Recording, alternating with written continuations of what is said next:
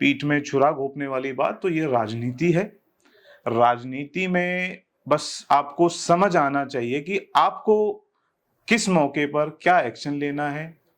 आपको, मैं कहूंगा कि आपको प्रहार भी, देखिए राजनीति में शाम दाम दंड और भेद चारों चीजें चलती हैं।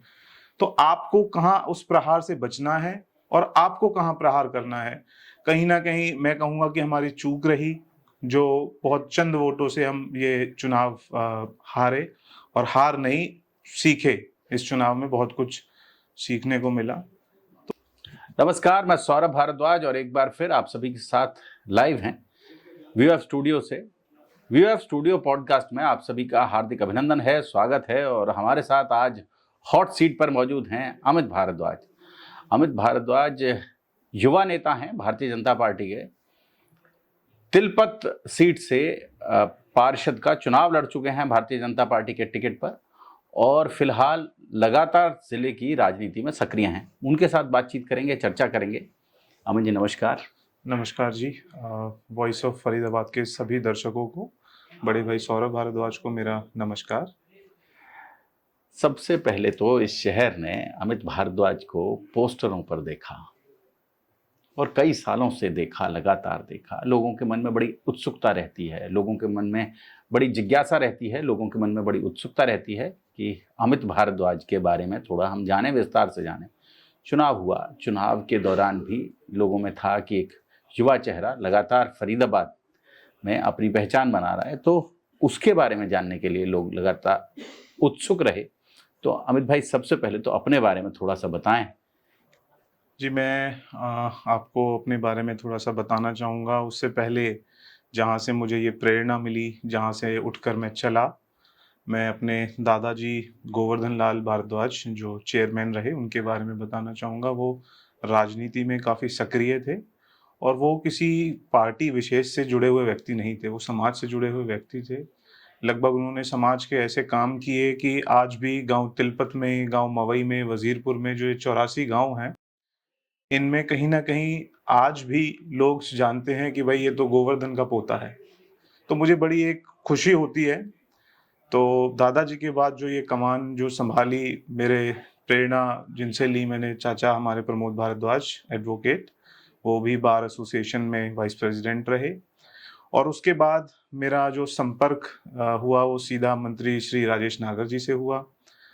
और जब मैंने उनकी कार्यशैली देखी तो मैं उनसे बड़ा प्रभावित हुआ और उन्होंने मुझे अपने बच्चे की तरह मुझे राजनीतिक चीज़ें सिखाई, समाज में किस तरीके से काम करवाए जाएं, वो सारी चीज़ें उन्होंने सिखाई। मैं राजनीति में सक्रिय कॉलेज के समय से था। कॉलेज खत्म होने के बाद मैं आपको बताऊं, मैंने कहाँ से रहा कॉलेज? मैंने बीटेक की। स्कूलिंग कहाँ से रही अमित आपकी? स्कूलिंग मेरी महादेव देसाई स्कूल से रही।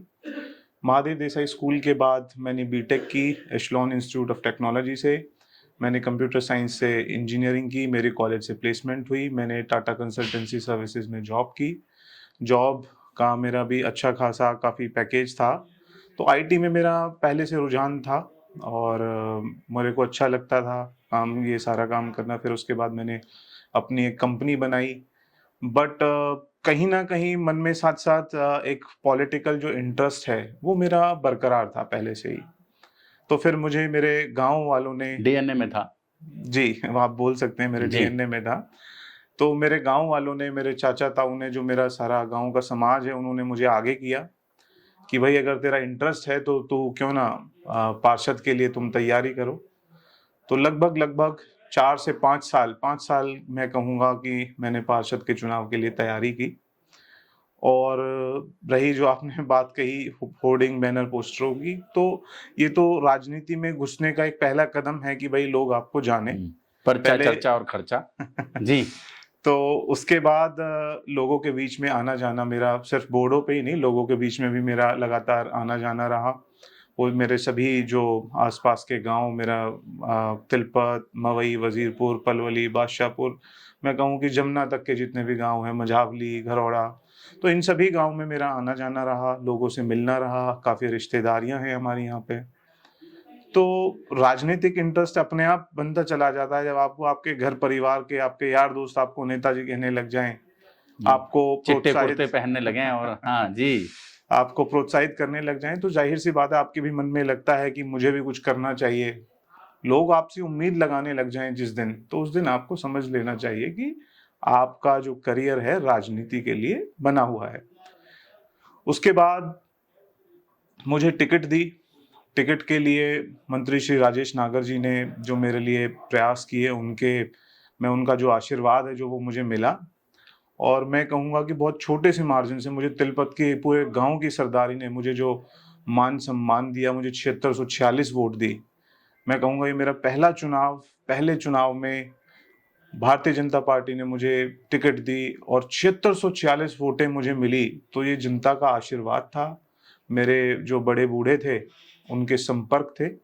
भारतीय जनता पार्टी का अपने आप में भी एक वोट कैडर था। राजेश नागर जी ने भी मुझे काफ़ी सपोर्ट किया। तो मैं कहूँगा कि एक बहुत अच्छी फाइट हम लोगों ने लड़ी, और 7646 वोट कोई कम नहीं होते पहली बार में।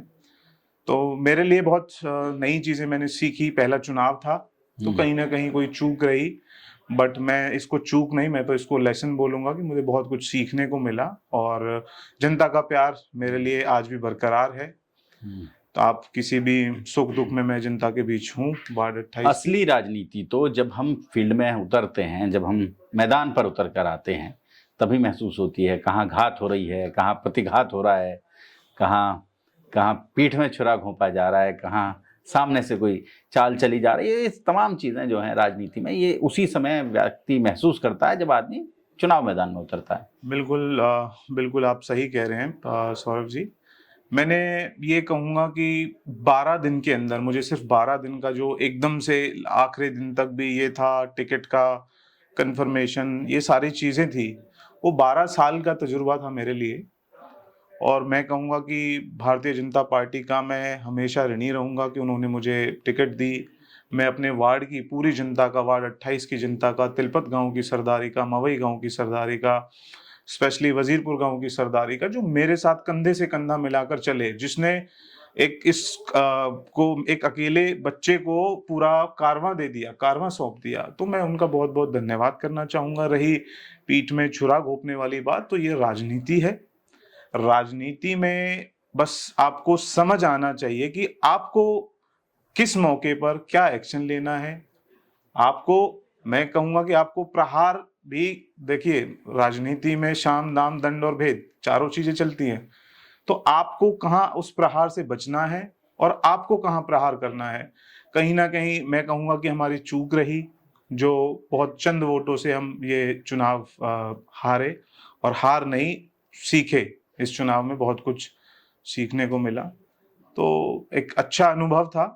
और जाहिर सी बात है, इसमें अपनों का परायों का बिल्कुल पता लगता है, बट कहीं ना कहीं पार्टी को बड़ी अपेक्षाएं थी। माननीय मुख्यमंत्री आए, विपुल गोयल जी ने वहाँ वोट मांगे, गौरव गौतम ने वहाँ वोट मांगे, अरविंद शर्मा वहाँ वोट मांग रहे थे, और भी तमाम नेता थे जो लोग लगातार वहाँ पहुँच रहे थे। जी बिल्कुल, मेरे सभी शीर्ष नेतृत्व ने मुझे बहुत सपोर्ट किया, और मैं कहूँ कि एक तरीके से मेरे राजनीतिक गुरु मंत्री श्री राजेश नागर जी ने काफ़ी सपोर्ट किया। विपुल जी आए, मंत्री विपुल जी ने भी बहुत सपोर्ट किया। भाई गौरव गौतम जी पहुँचे, उन्होंने बहुत सपोर्ट किया। लेकिन मैं फिर भी आपसे वही बात कहूँगा कि ये जो मार्जिन था, ये जो गेम था, उसको समझने में हमें कहीं ना कहीं हमसे चूक हुई, और हम चंद वोटों से चुनाव में पीछे रहे। कहते हैं भाजपा के ही एक बड़े नेता थे जो बिल्कुल देखिए, खिलाफ जाकर बैटिंग कर रहे थे। मैं उस बारे में तो अभी ऐसे कुछ नहीं कह सकता, क्योंकि देखिए मैंने कुछ अपनी आंखों से नहीं देखा कि भाई ऐसा हुआ या वैसा हुआ। सुनने को बहुत कुछ मिलता है, लेकिन मैं इसमें अपनी कहीं ना कहीं कहना चाहूँगा कि हमसे कहीं ना कहीं ऐसी चूक रही कि हमने किसी को भी ऐसा मौका दिया कि वो हमारे ऊपर प्रहार कर सके, चाहे वो हमें अपनों को समझने में हो। लेकिन मैं कहूँगा कि आप देखिए, इतना बड़ा क्षेत्र, तिलपत का क्षेत्र, जिसमें सिर्फ और सिर्फ मैं कहूँगा कि उन्होंने तरह तरह के झूठे नारे चला दिए कि भाई ये बाहरी है, बाहरी है, बाहरी है। गांव वजीरपुर, मवई और तिलपत, ये तीनों बाबा सूरदास के गांव थे। तीनों गांवों की सीम लगी हुई है। ऐसा नहीं कि पहले वजीरपुर मवई आएगा फिर तिलपत आएगा, तिलपत गांव की डायरेक्ट सीम भी वजीरपुर गांव से लगी हुई है। तो ये इन गांव में तो भाईचारा था पहले। पहले यहाँ मैं कहूँ अगर सौरभ जी आप भली भांति जानते हैं कि भाईचारे के गांव में पहले रिश्ते नहीं होते थे, लेकिन रिश्तेदारियां भी फिर जुड़ने लग गई। तो हमारी तो काफी सारी रिश्तेदारियां भी हैं तिलपत गांव में। बट चुनाव के समय पे ऐसे नारे चला देना, ये एक षड्यंत्र, मैं कहूंगा ऐसे षड्यंत्र चला देना। और फिर लोग भी कहीं ना कहीं मजबूर थे कि उनको तरह तरह की कस्में दी गई, घरों में बुला के कस्में दी गई, तो लोग फंस चुके थे उस जाल में। लेकिन उसके बावजूद कहते हैं कि सोशल मीडिया को लगातार मॉनिटर किया जा रहा था, अमित भारद्वाज का जो सोशल मीडिया है अकाउंट है उसको लगातार मॉनिटर किया जा रहा था, देखा जा रहा था कौन कौन व्यक्ति अमित भारद्वाज के साथ जाकर मिल रहा है, उनके पाले में है या उनके लिए सभाएं आयोजित कर रहा है, और फिर रात को ही उसकी क्लास लग जाती थी। जी कहीं ना कहीं काफी सारे ऐसे लोग थे। अब मैं अपना चुनाव का पहला दिन देखूंगा और चुनाव के बाद का समय देखूंगा तो कुछ लोग, कारवां लगातार बढ़ता जा रहा था, लेकिन कुछ कुछ ऐसे चेहरे थे जो चुने गए और उनको टारगेट किया गया, उनके ऊपर दबाव बनाया गया तरह तरह के। तो खैर उन बातों में हमें नहीं जाना चाहिए। हमें घुमा फिरा के मैं फिर आपको वापस लेकर आऊंगा कि कहीं ना कहीं हमने चूक करी, तजुर्बा लिया, पहला चुनाव था हमारा, तो बहुत अच्छी सीख मिली और आगे से लड़ने के लिए हमें तरीके पता लगे कि अब हमें किस तरीके से चुनाव लड़ना है। जिन लोगों ने दूसरी जगह वोट डाली, आज वो लोग भी आकर कह रहे हैं कि हमसे बहुत बड़ी गलती हो गई। तो मैं कहूंगा कि जनता मेरे ऊपर यूं ही आशीर्वाद बनाए रखे सौरभ भाई, और अगली बार हम निसंदेह जीत कर आएंगे चुनाव। बहुत बढ़िया। तो आगे की क्या योजनाएं हैं? आगे की योजना, हम अपने वार्ड के काम कर रहे हैं। हमारे मंत्री राजेश नागर जी का, हमारी मेयर साहिबा का आशीर्वाद आपके इस छोटे भाई के ऊपर पूरा है। क्षेत्र के कोई भी काम, मतलब मैं कहूँ अगर कोई काम वहां का जो अभी मौजूदा पार्षद है वो कर रहा है, बहुत अच्छी बात है। मैं अपने वार्ड की जनता से स्पेशल अपील करना चाहूंगा कि अगर कोई काम दूसरा पार्षद कर रहा है तो ये आपका बेटा, आपका भाई अमित भारद्वाज किसी के काम में कोई बीच में अड़ंगा नहीं लगाएगा, ना किसी के काम को रुकवाएगा और ना उस काम का श्रेय लेना चाहेगा। लेकिन उसके बावजूद अगर किसी व्यक्ति ने मेरे पक्ष में वोट डाला, किसी ने मुझे समर्थन किया, उस व्यक्ति के खिलाफ अगर कोई जाएगा, टारगेट करके, व्यक्ति विशेष को टारगेट करके जाएगा, तो हम उस व्यक्ति के साथ खड़े हैं और उसके साथ अन्याय नहीं होने दिया जाएगा। ये मैं आप सभी से वादा करता हूं। आपका भाई, आपका बेटा, जिसे आपने समर्थन दिया, जिसे आपने वोट दी, वो आपके साथ खड़ा रहेगा। अभी सेक्टर 37 में सभा थी, बड़ी सभा थी, और उस सभा में भी तीनों मंत्रियों ने, विपुल गोयल जी ने भी, राजेश नागर जी ने भी, भाई गौरव गौतम ने भी, तीनों ने इस बात का गिला किया कि हमने एक व्यक्ति को आपके बीच लेकर आए थे और आपने हमारे कैंडिडेट को उतना समर्थन नहीं दिया जितना दिया जाना चाहिए। देखिए सौरभ जी, वहाँ जो भरी तादाद में भीड़ बैठी हुई थी, वो तीनों ये दोनों वार्डों की जनता बैठी हुई थी। जनता जनार्दन ने वहाँ बैठकर ये गलती का एहसास किया। मैं तो कहूँगा मेरे वो बड़े बुजुर्ग हैं, उनको मैं ये नहीं कहूँगा कि माफ़ी मांगी, बट उन्हें इस चीज़ का एहसास हुआ कि उनसे बहुत बड़ी भूल हुई। आज की डेट में आप देखें कि लोगों को चुन चुनकर उनके घरों पे तोड़फोड़ करवाई जा रही है, उनके घरों पे जबरदस्ती मैं कहूँ कि चालान कटवाए जा रहे हैं, जो लोग काम धंधा कर रहे हैं उनके काम धंधों को इम्पेक्ट किया जा रहा है। तो ये सरासर मैं तो कहूँगा कि पार्शियलिटी है, और इसके लिए मैं अपनी जनता, अपने, मैं तो कहूँ कि जिन्होंने मुझे यहाँ तक पहुँचाया है, आप सभी के सामने लाकर बैठाया, पूरे भारतीय जनता पार्टी के सामने मेरा मान सम्मान दिखाया कि मुझे 7646 वोट दिए, तो मैं उनके लिए यही बात कहूंगा कि मैं आपके साथ खड़ा हूं। अगर कोई व्यक्ति आपको स्पेशली, और मैं ये भी कहूंगा कि आप लोग गलती ना करें, अगर कोई आपको उकसाए भी तो आप उसके बहकावे में ना आए, आप धैर्य से काम लें। लेकिन अगर आपके साथ अन्याय होगा तो हम आपके साथ खड़े हैं। और पहले वो जो आपके खिलाफ जो कैंडिडेट चुनाव लड़े, उन्हें पार्टी ने निष्कासित किया। निष्कासित करने के बाद अभी हाल में देख रहे हैं कि बड़े मंत्री जी जो हैं वो उन्हें भाजपा के कार्यालय में भी लेकर जा रहे हैं। उन्हें जो नगर निगम सीनियर डिप्टी मेयर और डिप्टी मेयर के चुनाव के दौरान भी अपने बिल्कुल इर्द गिर्द लगा कर रखे हुए हैं। ये भी थोड़ा सा लोगों को अजीब लगता है। देखिए, सबसे बड़ी बात मैं बताना चाहूँगा आपको कि जो ये निर्णय है, जो सीनियर डिप्टी मेयर का और डिप्टी मेयर का निर्णय है, ये पार्टी के शीर्ष नेतृत्व को तय करना है। और रही ये बात कि चुनाव कराने की बात कि कितने पार्षद किस साइड खड़े हैं, ये बात जब लेके आई जा सकती थी कि चारों तरफ और विभिन्न पार्टियों के भी पार्षद मैदान में होते, हम उनकी वोट को कैलकुलेट करते, उसके बाद हम सीनियर डिप्टी मेयर और डिप्टी मेयर का चुनाव करते। आज सभी लगभग 38-39 जो पार्षद हैं, वो भारतीय जनता पार्टी के पार्षद हैं। तो इसमें कहीं सवाल पैदा नहीं होता कि वोटिंग कराई जाए। तो ये तो शीर्ष नेतृत्व तय करेगा कि किसको सीनियर डिप्टी मेयर बनाना है, डिप्टी मेयर बनाना है। और रही ये बात कि पार्टी ने जिनको निष्कासित किया है, पार्टी का जो कार्यालय है वो जनता दरबार है, मैं तो कहूँगा जनता दरबार है। वो वहाँ पार्टी का जो कार्यकर्ता है उसके अलावा भी कोई व्यक्ति अपना काम लेके आता है, तो भारतीय जनता पार्टी का दिल बहुत बड़ा है, वो उनके कामों को भी नहीं नकारता। तो आए होगा कोई भी किसी काम को लेकर आ सकता है, तो पार्टी किसी भी काम के लिए मना नहीं करती, चाहे वो निर्दलीय पार्षद है या पार्टी से निष्कासित है। और पार्टी ने अभी रीजॉइनिंग का कोई प्रोसेस नहीं चलाया कि जिन लोगों को निष्कासित किया था 6 साल के लिए, उनको अभी पार्टी दोबारा पार्टी में नहीं लेगी। पर कई बार कार्यकर्ता का मन टूटता है कि फिर हमने क्या गलती कर दी, हम भी इलेक्शन में कहीं रहते, कुछ भी करते, बाद में हमने तो आ ही जाना था।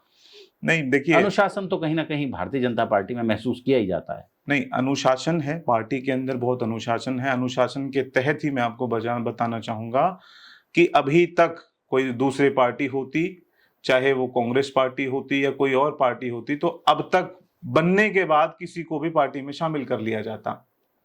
लेकिन आप देखें चुनाव को कितना समय हो गया, उसके बावजूद पार्टी में किसी को शामिल नहीं किया गया। अगर मैं स्पेशली फरीदाबाद की बात करूं, मैं दूसरे डिस्ट्रिक्ट की बात इसलिए नहीं करना चाहता कि किस डिस्ट्रिक्ट में किस नेता की किससे बन रही है, किससे नहीं बन रही, तो हम सिर्फ अभी अपने क्षेत्र की, हम अपने वार्ड की बात करने जा रहे हैं। तो पार्टी ने ऐसा कोई डिसीजन नहीं लिया। और सिर्फ वही नहीं, जो जिन्होंने पार्टी के साथ मैं कहूँ कि बगावत की, उनको भी पार्टी ने सिर्फ एक उम्मीदवार को ही नहीं, उसके साथ साथ कई अन्य लोग भी थे जिनको पार्टी ने 6 साल के लिए निष्कासित किया है। अमित जी, हमें समय देने के लिए, हमारे साथ बातचीत करने के लिए आपका बहुत बहुत धन्यवाद। बहुत बहुत धन्यवाद जी, बहुत बहुत धन्यवाद सौरभ जी, और वॉइस ऑफ फरीदाबाद के सभी दर्शकों को मेरा बहुत बहुत धन्यवाद, और मेरे वार्ड 28 की जनता का और मेरे सभी गांव समाज की सरदारी का बहुत बहुत धन्यवाद। तो जोड़ेंगे आपको ऐसी ही और महत्वपूर्ण राजनीतिक चर्चाओं के साथ। बहुत बहुत शुक्रिया।